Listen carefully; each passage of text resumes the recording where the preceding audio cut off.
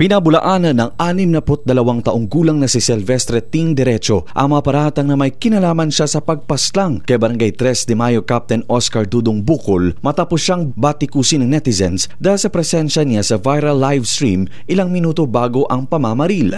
Iginiti Derecho na wala siyang anumang partisipasyon sa krimen at ang tanging pakay niya ay isauli ang pitakang kanyang napulot. Ayon sa kanya, pinost pa niya sa social media at tag-iwan ito ng numero para makontak ang may-ari ng pitaka.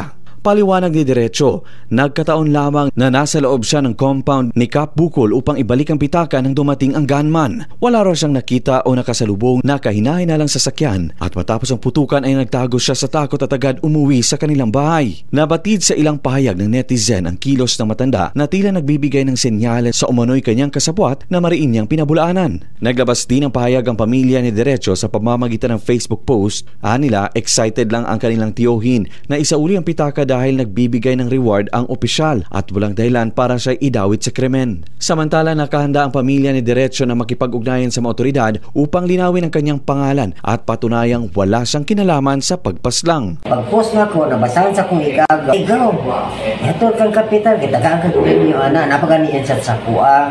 Muto na yung ganyo ko. Nakita mo po na ako ka na makatod siya dito, tagaan niya pugas, ba? Inihayag naman ni Police Regional Office 11 Regional Director Brigadier General Leon Victor Rosete na kasama sa i-validate nila ang matanda. Pero sa ngayon, kabilang siya sa itinuturing na witness sa insidente. Okay, ongoing po yung ating validation at nandun po, kasama din po yung nakita natin na matanda na yun.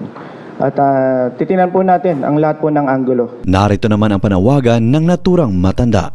Punta, di yan lang minana sa mga wala mo pinauntang motibo kang kapitan. Kailang yun ni kapitan. Luigi Alan Totor, NDBC, Bida Balita.